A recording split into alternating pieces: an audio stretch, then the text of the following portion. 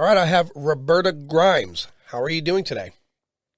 I'm doing just fine. How are you, my dear? Excellent. Thank you for being on. I appreciate it. You are going to be some of the one of the subjects I mostly got involved with this for. Wow, that's an honor. Well, I'm sure it wasn't me. I'm sure it was the topic, but still, that's lovely. Ultimately, the topic, and like I said, you're the first I'm speaking about on this particular subject, so you're going to be the one I default to in future questions. Okay. So tell Happy us, to do it. tell us a little bit about your background. Well, I'm a business attorney, and I have been for 40 some odd years. I had an experience of light in childhood that made me know there is something behind the curtain. I was only 8 years old when it happened. So I began right out of college to try to research the afterlife. And this was before Raymond Moody published Life After Life. This was when nobody cared about the afterlife. But then in the mid-70s, suddenly there was a lot more interest. And I discovered a tremendous amount of evidence, and it was all consistent, and it was all perfectly wonderful. So I'm a skeptic by nature, as everybody should be. I mean, you don't want to be so open-minded your brains fall out. But I have to say, by within about 2 or 3 years of doing this research, I knew that the afterlife was real, and I've spent the rest of the sort of the 40 years following that trying to ever better understand what really is going on. And that's the story of my life. Yeah, this is a big one for me, Roberta. Real big one. Because, I grew up in a Catholic home. My belief system didn't really fall behind that. I was one of those, I have a wild imagination, right? And I'm very curious. And I have this weird default to logic that I guess somewhere in my 20s, it gained strength. It's now lately is where I'm starting to ask the question more and more. And a lot of questions people hit me with when I bring the subject up is what makes us alive, right? Mm-hmm. And a lot of people, there's this variety of answers where it's your soul. Then there's a scientific approach where, they start speaking DNA and evolution. And I don't disregard anything. I keep my mind very open to learn and interpret what I can, the best I can anyway. In your experience, though, you said you had an experience at age 8. What led to that experience? Well, I was 8 years old. I woke up in the middle of the night, and I knew there was no God, and I was terrified. And in the midst of my terror, there was a flash of white light in my room, just a flash. And a young male voice said, "You wouldn't know what it is to have me unless you knew what it is to be without me. I will never leave you again." And I thought, oh, that's great. If you forget there's a God, they remind you. And I went back to sleep. But when you have this kind of experience, it stays with you. It still feels like it just happened last night. And I have to tell you, it's been quite some time since I was 8 years old. Yeah, and I imagine it has a profound effect on you. Yes, but one of the things that happens when you have these experiences is you never talk about them. I never talked with anyone about, but it happened to me till I was in my 40s, and my mother had a similar experience while my father was dying. And then I realized that it wasn't unique to me. I wasn't a freak after all.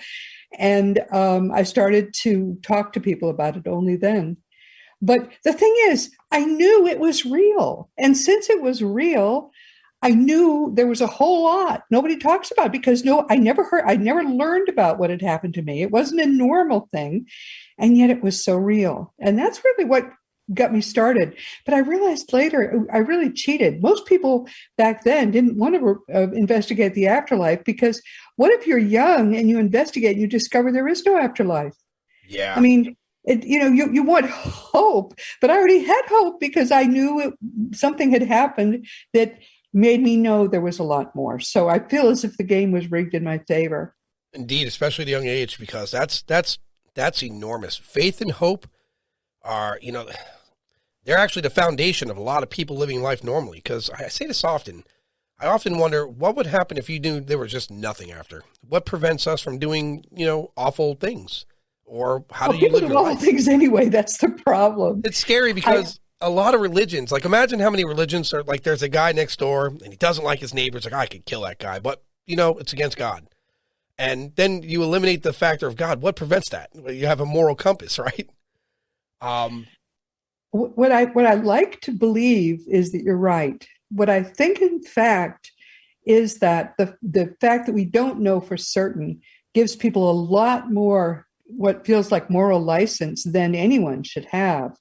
One of the things that I'm trying very hard to do is educate as many people as possible about the fact that human life, in fact, truly is eternal. We can prove it. It's eternal. You never die. And knowing that you don't die, in fact, you can't die. If your body dies, you don't die at all. And you're aware and you're going someplace and you are going to be in the presence of God. So knowing all of that tends to shape you up. And I want as many people as possible to know that. You suddenly live in an eternal frame. You're not living just in a 70 or 80-year-old, rather 80-year-long frame. You're living in eternity. Right. And that's a beautiful feeling, but it makes you much more eager to do the right things. Yeah, it definitely keeps your compass facing north, right? If you have that system. Yeah, I mean, it really makes a huge difference. It certainly did in my life. Not that I was ever an axe murderer at any point, but yeah, still. In an upcoming podcast, I have someone who specializes in serial killers. Oh, goodness, what a career that is. Oh, yeah. Lord. And it's, because, for them, I'm trying to figure out what percentage of them have no religious base. Because obviously their compass is altered or, for what we know, psychological or otherwise. But hugely with the afterlife, and this is my personal fears, is that you perish from this world we're on now, and then it just, the computer turns off, which I call my brain the computer, and there's nothing. And that bothers me because then it makes me feel like, well, what did I do all these years? What is it? Does it count for something? Why did I bother? Right. Right. In your findings, how... It's really hard because, I don't know, is there any real science showing, other than faith, any real science showing, pointing in the direction of there in afterlife? There is a ton of good science that shows this. A ton. If you actually open-mindedly consider all the evidence, it is impossible not to conclude that human life is eternal.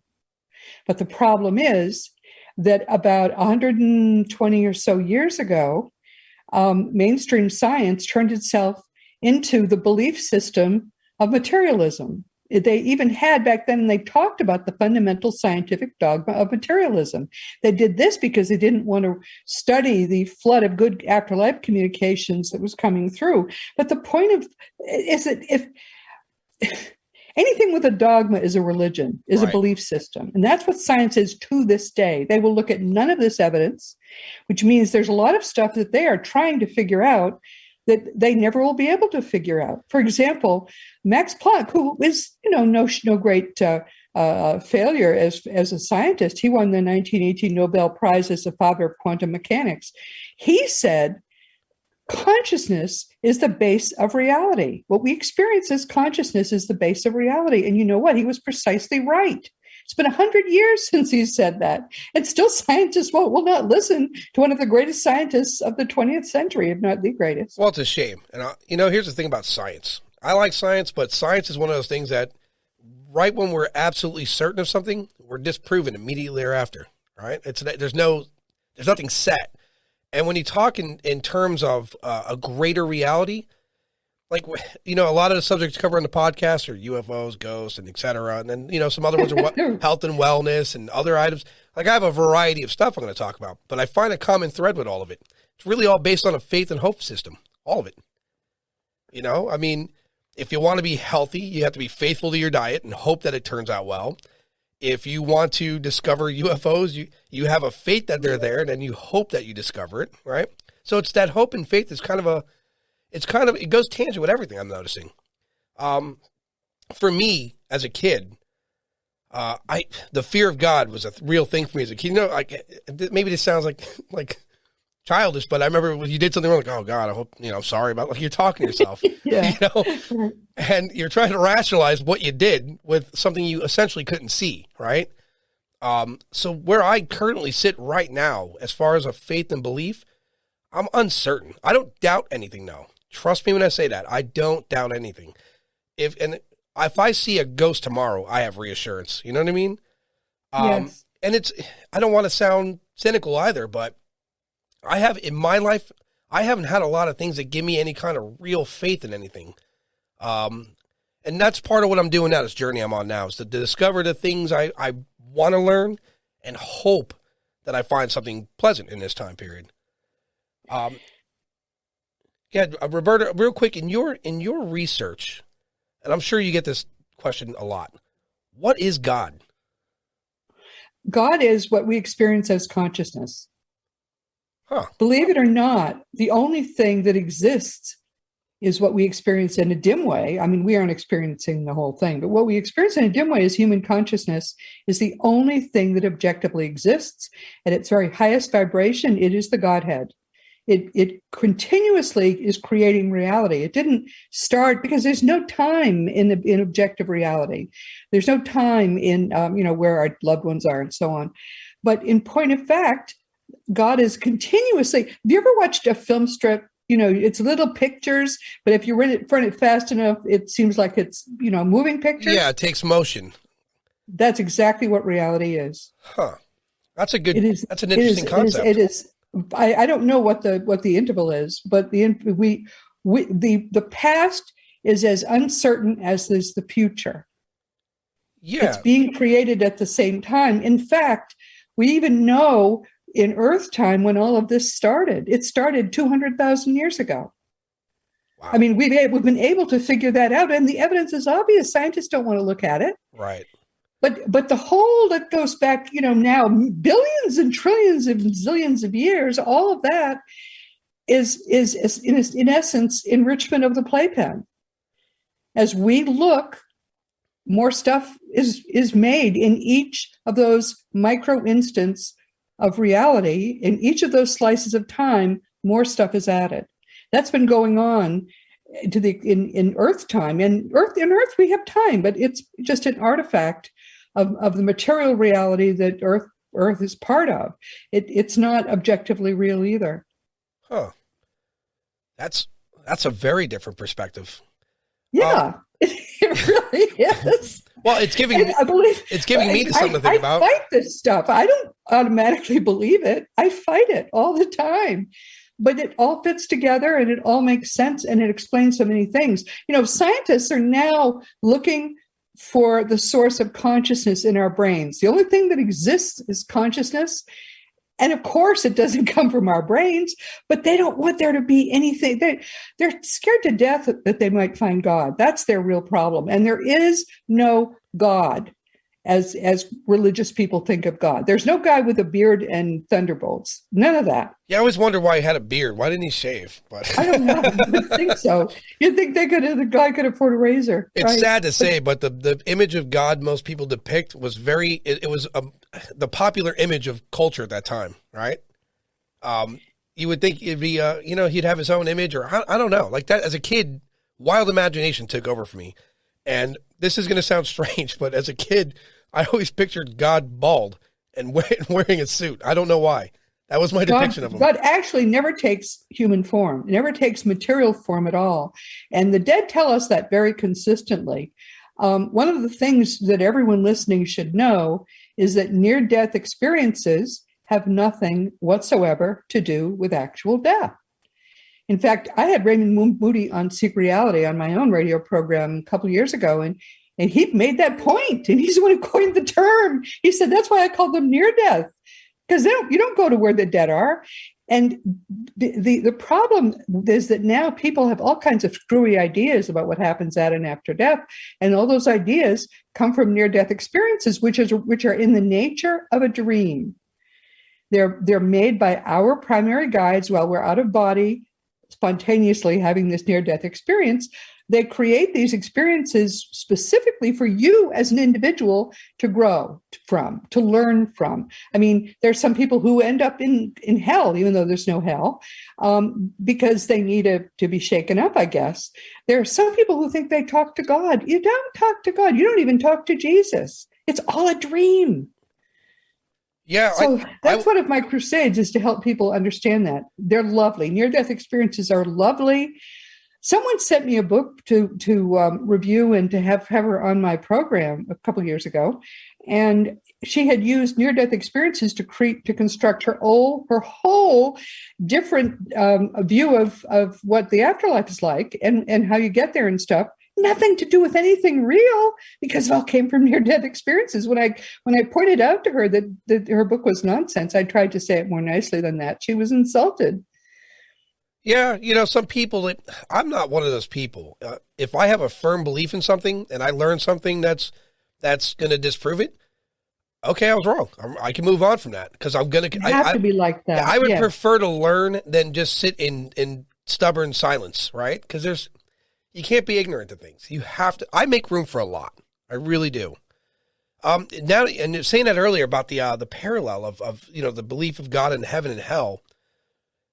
Prior to reading studies, I always thought heaven and hell were dimensions just by the way they were mentioning. Because, and again, I'm not knocking religion, but as a kid, when I heard about the Tower of Babel, and I think this is explained because it was explained to me why we all had different languages, that it was knocked down and et cetera, et cetera.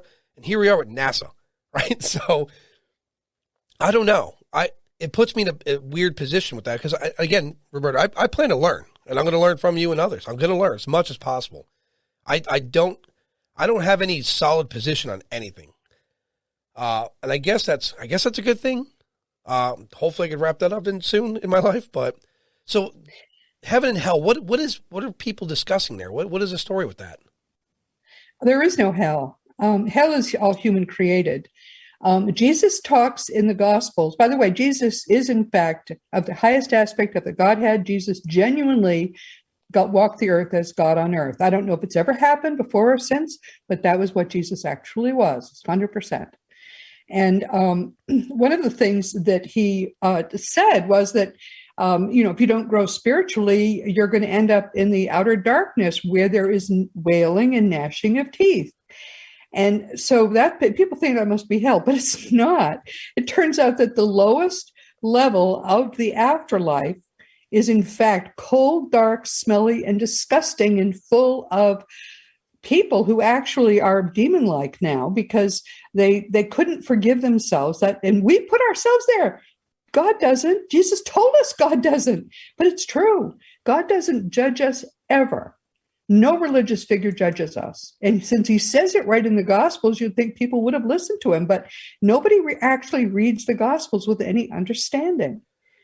Yeah, there's a lot of interpretations of Gospels I've learned. I didn't know that either. I didn't realize how altered that was through centuries, right? But they don't even read them. I mean, Christians, when I tell Christians what Jesus says in the Gospels, they are surprised. For example, the whole religion is based on the notion that God judges us and has already judged us and found us wanting. And unless Jesus dies as a sacrifice to his own Father, that's the teaching, God can't ever forgive us. Well, it turns out Jesus said God never judges us, and that turns out to be true. So the whole religion is based on nonsense. So a lot of it you think is probably social control, right? It's all, yes, fear is the most efficient way to control people, and every religion is based in fear. You're right, because you talked about how you were scared as a kid. Yeah, that's you're the right. point of it. Because as a kid, I wanted to beat up one of my neighbors bad. I couldn't stand him. And I was like, no, God, I'll be in. Maybe that was good. It's good that it kept you from doing that. Well, in that incident, he was being the bully, and I wanted to lash out, but I had to think about, well, what would God say? And that's a kid, right? And then, obviously, look, when you in my adolescence, you cheat on your girlfriend, like, oh God, don't let her find out. I'll never do it again. You're pleading, right? So, it's terrible, but I'm being honest. That's who I was. So, the fear of God for me played a strange role, right? And it was taught because, I didn't naturally have that. You had to learn it. It is taught. In fact, a good God-fearing man is supposed to be a wonderful Christian. Well, here's the fact. The fact is that fear is the opposite. I remember I said the only thing that exists is consciousness. Yeah. We come into these lifetimes specifically to learn and to in fact raise our vibrations away from fear, which is the lowest and slowest vibration, to ever more perfect love, which is the highest vibration. Very simple. This is basic physics.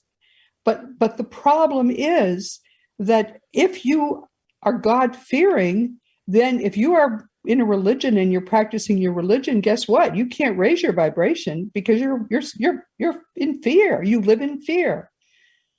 Good point. That was never meant by Jesus. That was never meant by, it doesn't make sense on any level that we would be taught to fear, except leaders, Christian leaders, leaders of all religions, of course, leaders of countries too, want us to be afraid because then we're easier to control. Well, that was the backbone of the Egyptians, right? You know, I talked to God directly and you should serve me. That is exactly how they were structured, no doubt.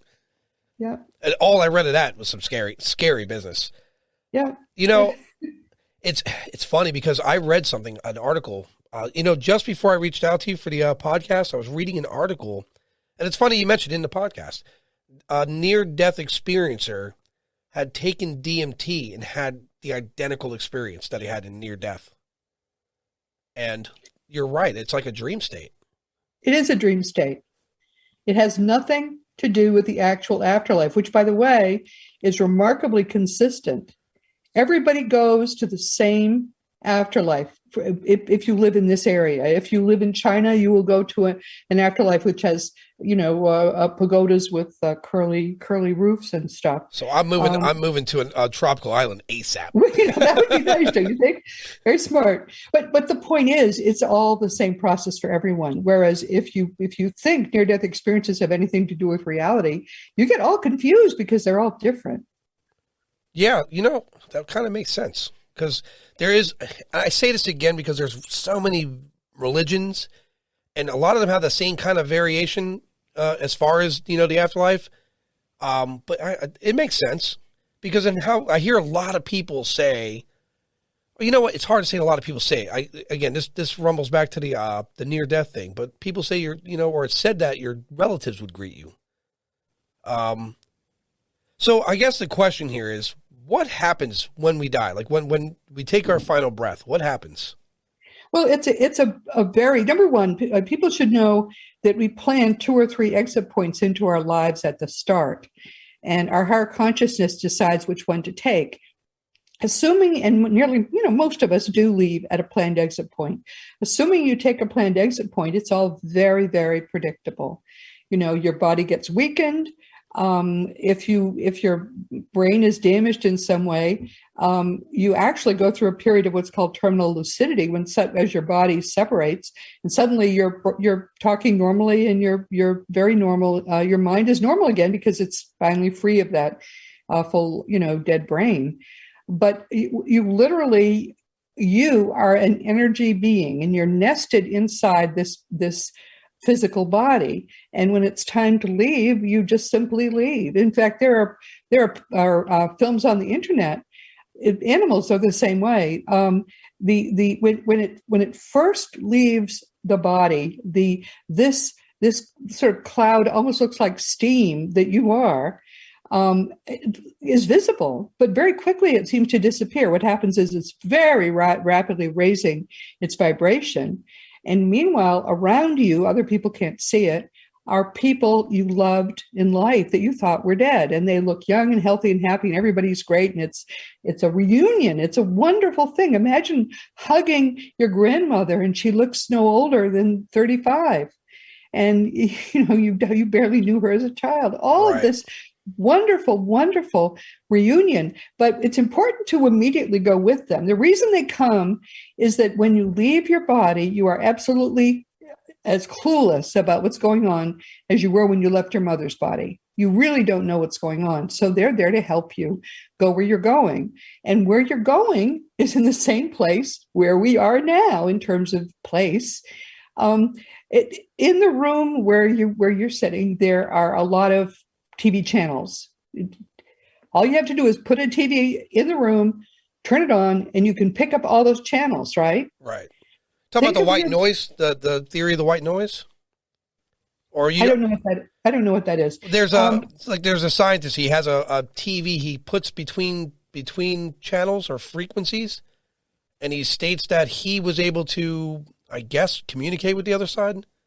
I just started reading that. It's possible. But the point I'm trying to make is that right now, your mind, that TV set is tuned to that body on this material level of reality. I see what you're saying. I got you. The frequency I'm running at. When you die, when your body dies, all that happens is your mind tunes to a very slightly higher vibration, and you pick up a whole new solid reality in the same place, exactly in the same place. Oh. That's a reassuring thing to say, right? I mean, because so for that, in that instance, so your relatives there to guide you, so you're not wandering, right? Which is, Right. I'm starting more and more and more as I interview other, like the paranormal people. A lot of the ghost or the alleged poltergeist, etc., seems to be that they're here because they're torn, right? They don't know where they are or why they're here for that matter. Well, actually, this is a fairly serious problem, and it's another one which we hope to address by doing much better afterlife education. You probably don't know who Mikey Morgan is, but you should. Mikey he and his mother wrote a book called Flying High in Spirit, a young snowboarder's account of his ride through heaven. Mikey was a very, very, very advanced being. He had last lived in the 1600s, but he was so concerned about the way things are on Earth now that he decided he wanted to communicate with us. So he took an Earth lifetime that was just 20 years, ended in 2007. And he now communicates through his mother. And I have tested Mikey exhaustively because I didn't believe any of this. And she knows nothing at all. Carol doesn't, his mother. So I've tested him, and he knows everything. He has said things which I didn't believe. I have then checked, and indeed, I think he's right. So I consider him to be one of the very few people that I can still ask questions of and get answers that I trust, that, learn something from. But the point is, he tells us that almost 25% of the people who die on Earth right now will be wanderers for a time, ghosts, if you will not go directly with their relatives, which is shocking. I thought it was like less than 10%. What percentage of those are like fatal car wrecks that are instant or some incident where yes it greatly makes it much easier for you to miss going home when you should go home if you die in a car wreck that was unplanned. You can die in a car wreck that was planned. In fact, Mikey was, his last exit point was at the age of 20. He didn't really want to go, and so he was in an accident with some college guys. And he was killed instantly. Nobody else got a scratch. That's how he got to go home. Huh. How much? So obviously you're out there. So are you getting contacted often with people of this subject matter? Did they ask you to investigate? I get emails because I invite them. When people listen to Secret Reality, I always say, if you have a question, this is how to reach me. And so I spend time every day answering questions, but I get many questions. A lot of people think I must be a medium. I'm not. Or someone I answered today wanted me to tell me, this is kind of sad, wanted me to tell her why her 3.5-year-old was seeing spirits, which apparently were scary to him. Whoa. I can't, I have no idea. That's I told her what to do. I think that, and by the way, if you have a child with that situation, nice, strong night light in the room helps a lot, because there are some negative entities who start when children are very young and teach them to be afraid. And they literally feed off the negative energy of fear. And so there are adults who have to sleep with night lights because otherwise their shadow man that has latched onto them will scare them. But I didn't know how to help her. But people assume I have all of this. I know stuff, but I'm not in any way unusual otherwise. Right. Yeah. There's no ESP going. I find this pattern with and everything I discussed so far. When I say supernatural, I mean just anything related to some abnormal phenomena, right? And it's all normal, though. Yeah. It's all normal. Well, that's what I'm finding. It's just that the science ignores it. Science for some reason, it's because they don't want to find God, but they literally ignore so much. And it's going to be so embarrassing in another 10 or 20 years when we have good communication that's electronic. They're working on it now. Yeah, we're getting there. Working on it there. But we have that. Everybody's going to look at scientists and point and say bad things about them because they're being so stupid about this. Yeah, I was reading about the Allen Institute over, I think it's in Washington, and they're trying to remap the brain, right? With the idea of downloading and uploading consciousness, which I would be really interested in personally. It's ridiculous. That's like saying I'm going to re-engineer this, stand on the floor old-fashioned radio in order to be able to get Frank Sinatra's voice to come out of it. Yeah, that's exactly what they're doing. But what it is, what they're going to do, if succeed or not, it's a copy. It's not the same thing, right? You're copying something, and so it's not going to have, in my opinion, I don't think you could duplicate emotions and thoughts. You know what I mean? Maybe if they do map the brain, you're mapping that brain into memories it has alongside of it. If I can imagine, I mean, I'm not a scientist, but you're not making that person again. That's not possible.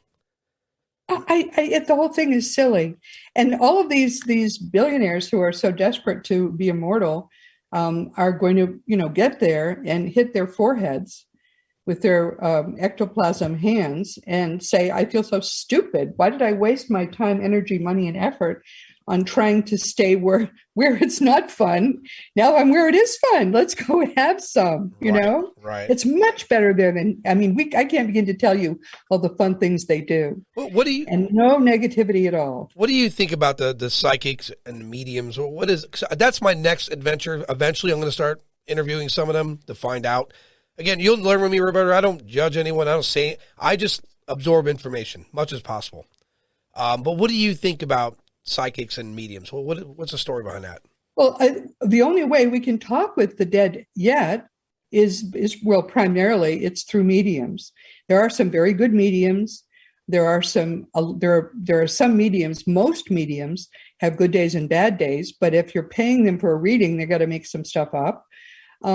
I'm very leery of them, but there are some very good ones. I have known some mediums that I thought were excellent. Yeah, if you know a really, really good one, send it my way.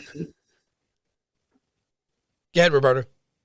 I'm sorry? I was saying, I'm sorry. If you know a really good medium, like a really good one, send it my way. I would love to talk with them. I'd be happy to. I mean, there'd be a line out. In fact, a couple of times I've rather liked a medium, and I sent so many people to them in both cases, they sort of stopped taking clients. They had such a backlog. Huh. So everyone's hungry to find that wonderful medium. Yeah, but, it's the big question. The afterlife's a huge thing. That's an enormous thing. Just think about it. They're mind reading with dead people. That, to me, that is just too tenuous. I want to be able to talk with right. Dead people. Same. I don't want to mind read. Look, Roberta, you'll learn this about me as you come to know me. I'm that weird. I'm the guy in the dark house. I hear something strange, I go to it. And I'm not saying fearless. I think that's more stupid, but I always have to know.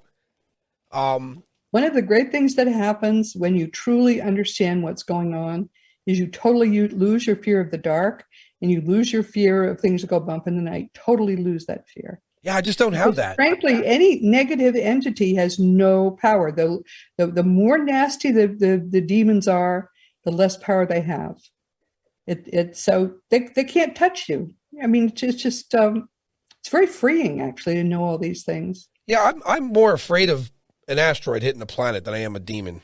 Right? Don't be afraid of anything. I mean, we are protected, and this planet is very well protected because it's a very important place for us to grow spiritually. There are other planets that are also useful, but we've been told by a number of sources that this one is the place where you grow the fastest because it's the most negative.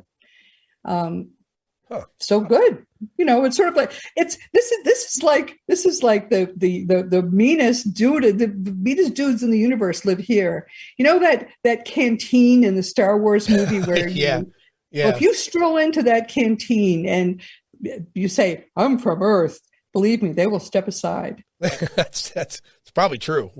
This is some savagery is taking place in our history, undoubtedly.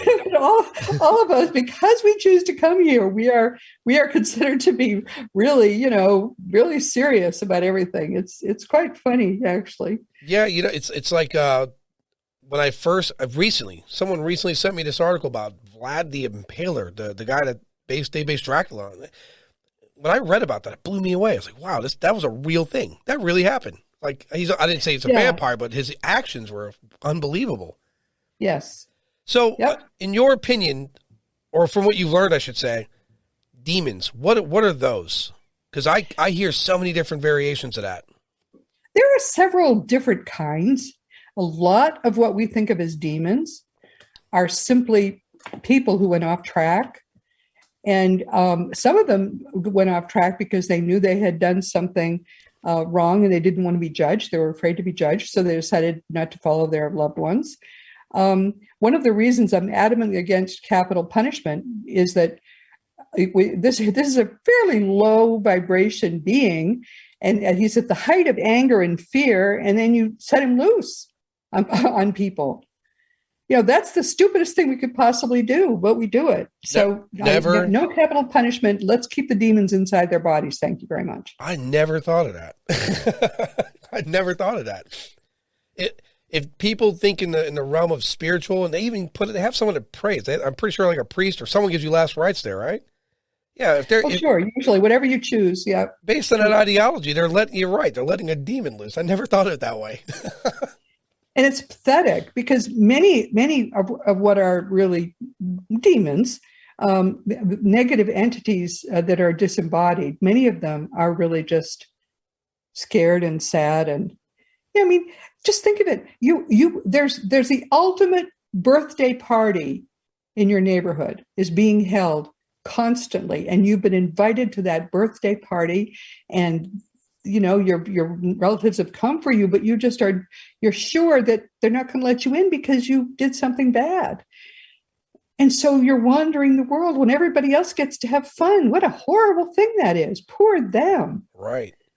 And they do get rescued. Eventually, rescuing is a very, very big business in this field, as you can imagine, with so many people going off track. One of the things that we do when we first graduate and go home is that our vibration is still rising, and the people that are not in bodies and are wandering in fog and all of that can see us, but they really can't see the very advanced beings who are with us. And so we do rescue work when we first get there. We helped those people to come home. But even though it's going on all the time, there are so many more people who need to be rescued than there are people who can do it. The whole concept of the high and low vibrations. These are things I've never heard before. Here's another thing I do. I try not to read too much of anyone's stuff when I'm interviewing them, which I guess could be a bad thing, but I like learning as I go because it gives me a lot to think about. And I kind of like that idea, the high and low vibration, because if you think about well, I didn't make it up. It's actually true. Yeah. I mean, what the scientists think is just ephemeral nonsense created by your brain is actually the only thing that exists. Everything that we think exists is just an artifact of consciousness. And the scientists think emotion is just something private that goes on in your head. Emotion is what governs consciousness.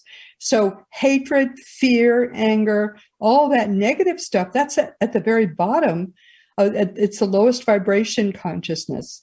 Whereas, love, joy, all of those are at the highest. And you can get higher and higher as you grow spiritually. I should just say parenthetically, people are saying, what the heck is this woman talking about?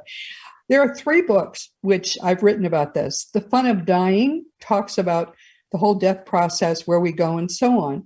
The Fun of Staying in Touch talks about all the ways that our loved ones send us basically postcards showing that they're okay and ways that we can contact them.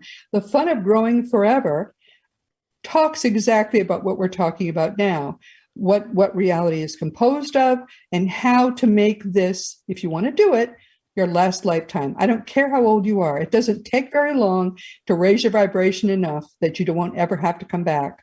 And the way that I think is the easiest to do it, I don't think there's anything else that's close, is to actually follow the teachings of Jesus. It works beautifully. But Christians have no idea because they don't read the Bible. They don't certainly read the Gospels. Yeah, it's funny. I don't forget who it was, but someone recently told me that even Jesus says, the whole concept of praying, and he never depicted it inside of a structure where you had to dress a certain way and you had to pay. He actually came to abolish religions. That was one of the things it's clear he was trying to do. So it's so ironic that they basically hung a religion around his neck and had it have nothing to do with what he taught. I think that's the way it is. It's largely a part of social control. It really sounds that way. Yeah, it is. You're right. You're absolutely right. So also, here's the other big question for the afterlife and death. My biggest question, I guess. Reincarnation. Is it real? What is it? It's real. Of course it's real. We all incarnate repeatedly. One of the reasons that it seems not to show up, Jesus talked about it, but the Council of Nicaea, First Council of Nicaea in 325, removed every reference to reincarnation from the Gospels they could find, but they didn't get them all. And in fact, the whole notion of being born again, that's actually a reference to reincarnation. If you read the whole section, where it's pretty obvious where it shows up. But yeah, most of us have lived hundreds of lifetimes. And because there's no time beyond this material reality, all of our lifetimes are happening at the same time. In fact, they one of the ways that if people have some sort of a phobia, I had a phobia of heights, for example. Turns out it came from a lifetime about 200 years ago when I was a young Native American kid who thought I was pure enough to fly, and I stepped off a cliff. But if they can't find the source of something like that in a past life, they can progress you to a future life and find a cause there. I mean, it's all the lack of time in most of reality is one of the most complex things to fully understand the effects of. But it's true. That's the way it is. And it's actually quite wonderful. No matter what, it's always now, which means if you ever exist, you always exist. Think about that. Yeah, it's like that little boy. I don't know if you heard about that case where the little boy was talking about he died in a plane crash. Oh yeah, that's a famous one. That story blows me away. Like he knew details, like details. So, I don't care. Right. For a kid his age, there's no way you coach him and train him that well to remember those things in that perfect order the way they asked him. There's no way. One of the things to know is that all of Dr. Ian Stevenson at the University of Virginia, he extensively studied these cases, and all of these cases where a young child remembers events of a recent previous lifetime, they're all people who went off track. Virtually always they were either murdered or they died in an accident, as that kid did, and therefore they didn't go home. Instead, one of the Stevenson cases, the kid talked about sitting in a tree for a long time and didn't know what to do, and then finally noticed a woman walking below the tree and thinking that she looked like a good mommy, and so he jumped into her. Apparently she was pregnant with a fetus.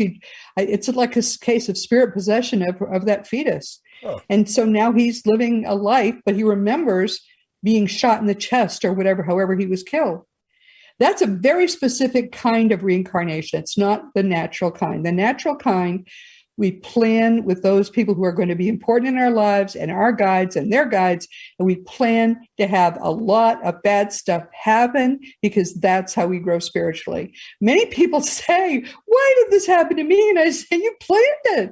Maybe you didn't think it was a good idea now, but you certainly did back then. Yeah. It's like anything else we do. Sometimes, there's a lot of times we make decisions like, why did I do that? You know what I mean? So we feel powerful then. When we're there, and there's no negativity and everything is just pure joy and sun and light and laughter, we're sure we can do anything. Yeah, that's how rough it is here. The strangest case I've read ever involving reincarnation was this guy. I don't want to say his name on here because I don't know if he'd want it, but he reincarnates in the same life, but just over and over again. Like he always comes back and he's living the same life. And he's aggravated by it, evidently. And I don't know how to interpret that. Like that. Yeah, I don't know. I would question it. I think it's fiction. It sounds like it because why would you be aggravated? Like if it were me, and I was reliving the same life over and over again, all I can think is, wow, I'm going to learn more, I'm going to do more, I'm going to experience more, and if I'm remembering it, great. You know what I mean? Like that. It's an indefinite ride. But there's other cases too, and I read something about reincarnation may not be here or now. I don't know how time works in the afterlife, but if you were to pass away in this lifetime and reincarnate in, say, ancient Greece and have, like these like the kid where you have some memory of who you are. When I read these things, I often wonder, like, and it lets me know there's a lot we don't know. There's a lot I don't know. If it's normal reincarnation, it's easy to go backward in time. But your memory is completely wiped in a normal situation. If you have reason for story, my guide and I we all have a primary spirit guide. My primary spirit guide and I have lived 17 lifetimes together, and that's common. I mean, we're very, very, very good friends. And I have remembered a little tiny bits of some of those lives, but not much. And only because he has talked about them, and it makes me able to sort of, oh yeah, I think I remember that. But I don't know if he's put the idea in my head or not, but it's very common.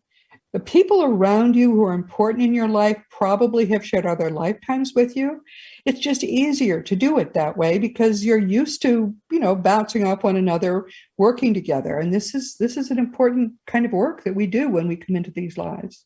So the guide you speak of, I imagine we all have that guide, right? Everybody has a primary spirit guide.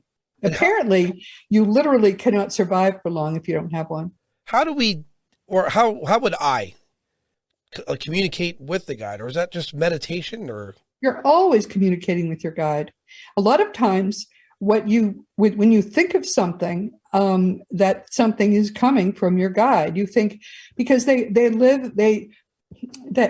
say that they live inside us is creepy, but they're basically part of us in a very major way, although they retain their own individuality. But it's possible to develop a separate relationship. I didn't have a relationship with him until I was in my 60s. I knew I had a guide and I thought we were working pretty well together, but I had no idea the extent to which we were working well together until there was something I was refusing to do that he needed me to do. And so he came out to me very plainly and said, "You've got to do this," which is unusual. That's basically breaking the code, but right. He had no choice. But yeah, that's a whole other area of wonderful fun for people to get to know your guide. And most of them are happy to be related to. The easiest way to do it sort of as part of your normal life is, sometimes you can meet your guide using a medium. But if you before you go to sleep, just say before you go to sleep every night, thank you for guiding me through another day. I would love to know you better. Or I know we'll be meeting tonight. Please let there be something in my mind that I will remember in the morning. And if you might have to do that for 2 months every single night, but eventually the connection will work. And which I think is harder for them to mess with our amnesia seems to be harder than it should be. But they want us to know them. They want us to know them really kind of on their terms, because this is a very serious job for them. And he has made it very clear to me that the success I make of my lifetime reflects very greatly on him and will help his spiritual growth very much. So I try to behave because I want him to succeed. If I'm supposed to be his masterpiece or whatever, I certainly want him to succeed. Well, it sounds like a symbiotic relationship, right? Yeah, very much, very much. But it's a very loving relationship. Interestingly, we do change genders. We usually have a main gender, but then we'll come back sometimes as the other gender. And I am always, virtually all my lifetimes, I've been male. And this one, we thought I needed to be female, and therefore I am. And I think he finds that a little creepy because he's so used to having me be his male comrade. But this too shall pass. When I go back, I'm sure I'll go back being a man again. Well, no, I mean, that's fascinating, right? The whole thing's fascinating. Well, all these the kids who are, quote, trans, I was trans. And I'm so lucky that they weren't going around trying to tell those poor children before puberty that they could actually be a man, because I would have done it in a heartbeat. I could beat up every boy in my 3rd grade class.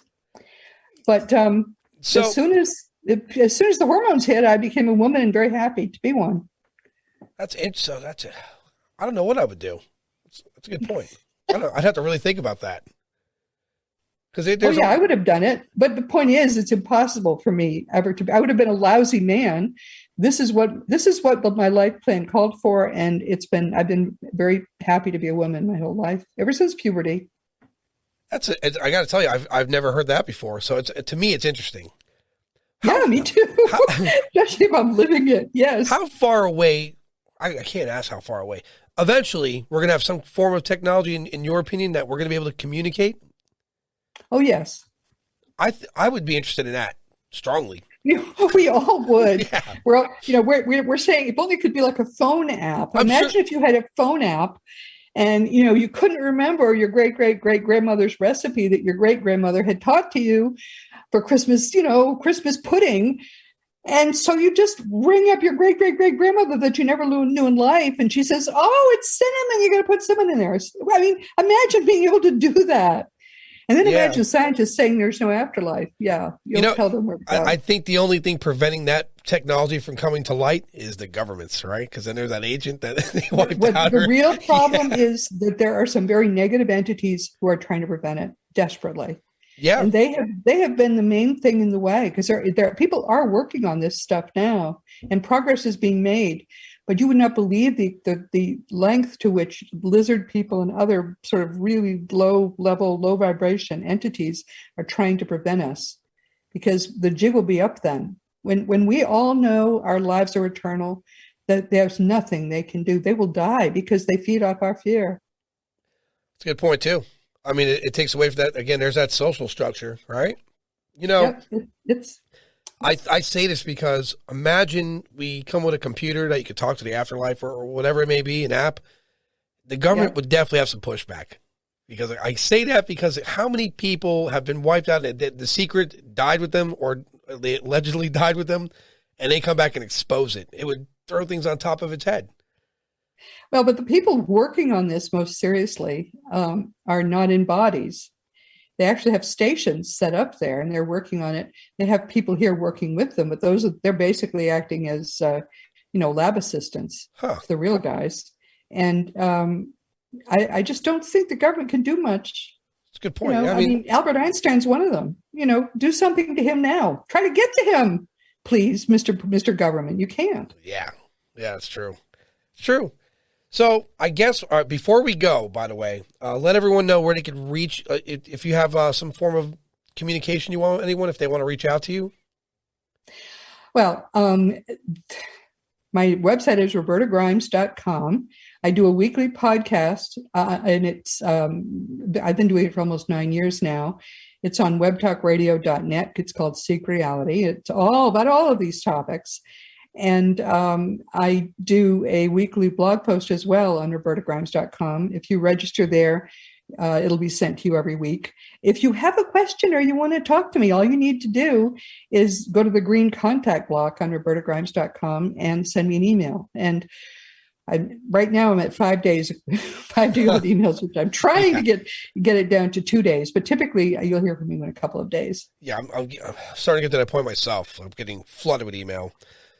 Roberta, I love it. It's such an honor. Think about it. It is. And I really like the comments. And I have endless questions coming in for future subjects. I enjoyed having you on. I definitely want to have you on again in the future. And we're definitely going to be in contact for several subjects. Okay. I'm happy to visit with you whenever you'd like, Adam. Perfect, Roberta. I thank you very much for being on. Thank you, dear. Take care.